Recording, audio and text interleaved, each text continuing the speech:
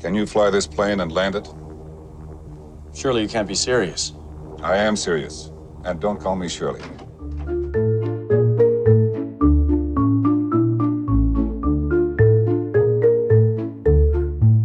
Its legacy is now well established, but when Airplane hit theaters in July of 1980, it was a surprise hit from three collaborative filmmakers who few people had ever heard of.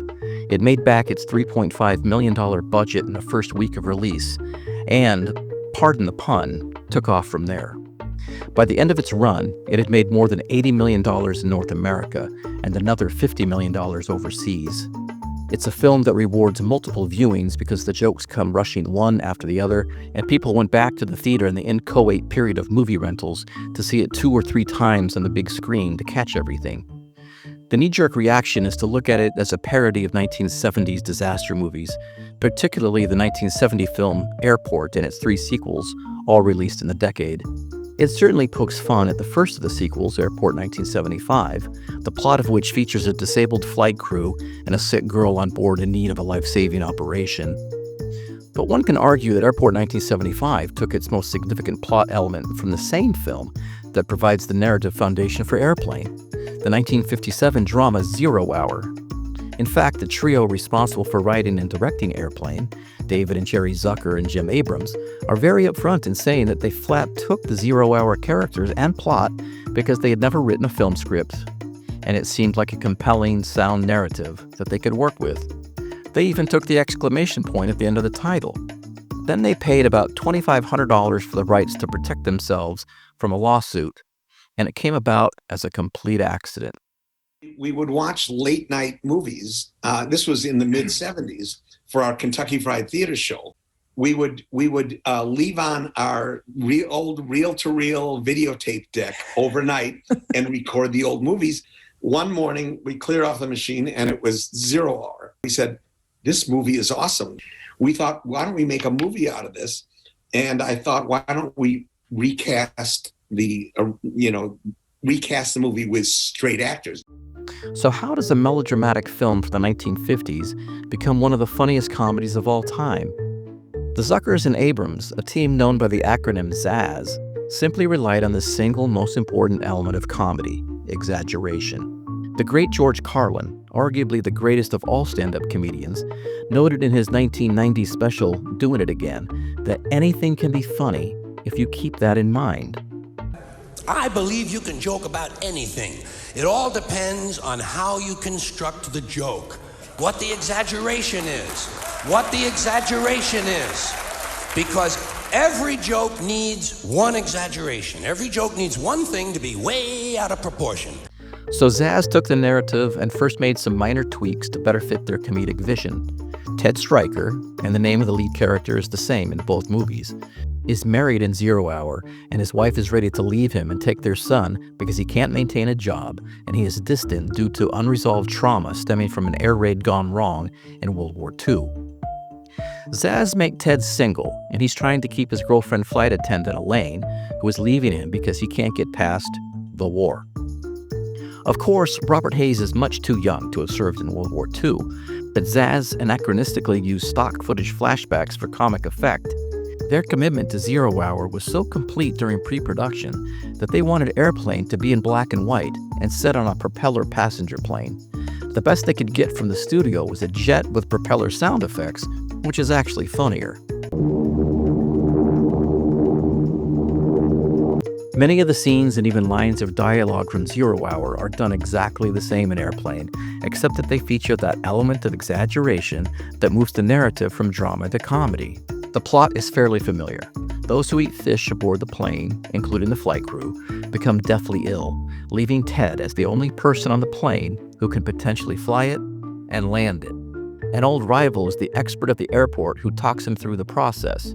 The great Sterling Hayden, he of Dr. Strangelove and The Godfather, plays the role in 0 Hour, and the tension between them adds to the tension of the situation. Once dinner is served, the beats are the same until the plane lands. The other minor tweak is that the young boy who ends up in the cockpit for a visit with the pilots is not Ted's son, but the son of a couple on board, with the mother mirroring the panicked woman in 0 Hour. In Zero Hour, Ted is played by Dana Andrews, who interestingly shows up in a supporting role in Airport 1975. Comparing the scenes as the plot develops is both fascinating and amusing. What is it? My war record again? No, not really. You're the only one keeping that alive. For most people, it's ancient history. They wouldn't hire me because of my war record. Your war record? You're the only one keeping that alive. For everyone else, it's ancient history. When Joey enters the cockpit in the original, the pilot is played by Elroy Crazy Legs Hirsch, one of football's biggest stars in the 1940s and 50s. In Airplane, Zaz pays homage by bringing in Kareem Abdul-Jabbar as the co-pilot. Joey is just an innocent boy fascinated by flying. The lines are the same, until Zaz employs comedic exaggeration, and it's hilarious. Come on, move up here, you can see better. Joey, here's something we give our special visitors. Would you like to have it? Thank you. Thanks a lot. You ever been in the cockpit before? No, sir. I've never been up in a plane before. Joey, we have something here for our special visitors. Would you like to have it? Thank you. Thanks a lot. Sure. You ever been in a cockpit before? No, sir. I've never been up in a plane before. You ever seen a grown man naked? It continues in the first passenger getting sick and finding a doctor on board. How's the pain there? No. Oh. There.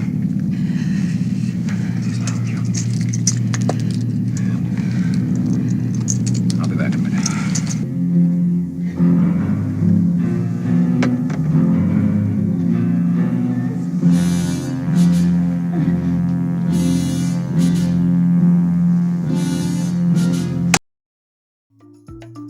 Zaz stressed that they wanted serious actors, not comedians, to play key roles to make the comedy funnier because it was unexpected. No one had seen Peter Graves, Leslie Nielsen, Lloyd Bridges, and Robert Stack doing comedy, and their deadpan deliveries did, in fact, make it all funnier. Captain, how soon can you land? I can't tell. You can tell me I'm a doctor. No, I mean, I'm just not sure. A little exaggeration goes a long way, such as the man in control of the airport, Lloyd Bridges' character in Airplane, noting that he picked the wrong week to quit smoking.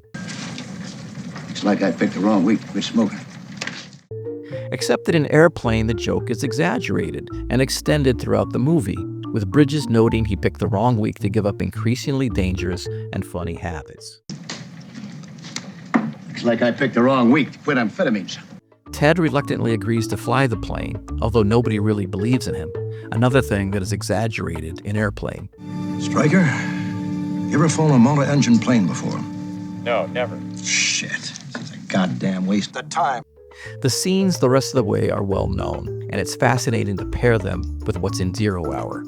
This includes the doctor addressing the passengers. Now you know. Mr. Stryker is the only person aboard who can fly this plane. He was a pilot in the war, and we can all help him by not getting in a panic. There's no reason to panic. Now, it is true that one of the crew members is ill. Slightly ill. And checking for them on radar. I don't understand it. He should have been arranged 10 minutes ago. Well, don't forget he lost a lot of time. We don't know how far off course he went. Radar, you getting anything? Well, hold it. Hold it a minute. This may be something coming up. Gunny, check the radar range. Anything yet? It's about 2 more minutes, Chief.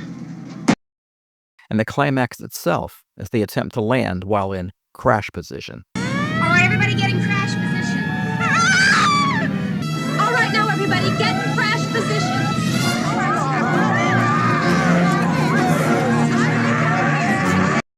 Finally, there's an exaggerated ending, with Ted and Elaine having a happily ever after moment, followed by the first joke credits in an American movie.